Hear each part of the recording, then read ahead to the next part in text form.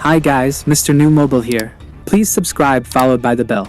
The Redmi K70 series will be finally revealed today with the official announcement scheduled, November 29th. We on Amazon Black Friday promo this season. We offer the best price and deal, please support us.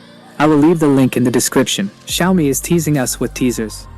Today, the company decided to spoil some of the colorways coming for the Redmi K70.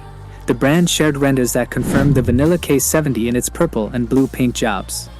The Redmi K70 will bring a huge rectangular island with 3 cameras lined up in a square formation with LED.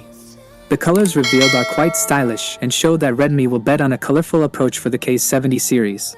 The purple color is nice, but some may argue the blue color looks more like green.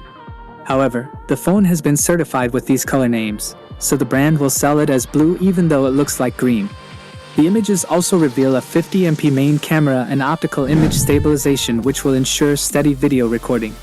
It is worth noting that previously leaked live images also confirm a bezel-less display with a punch hole for the selfie camera. The Pro device will be quite similar, however it will have an ultra-wide module and a portrait 2x camera.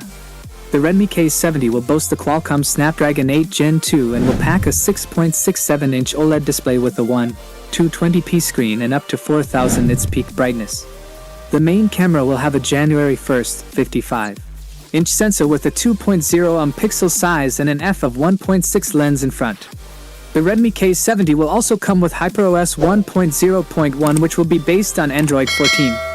The K70 Pro will be positioned higher with Snapdragon 8 Gen 3, while the K70e will pack a Dimensity 8300 SoC. Further feature will be detailed on the event today. That is it guys, without being said, let me know your thought in the comment below. And if you are new here, please subscribe, like the video, comment. Thanks for watching, see you.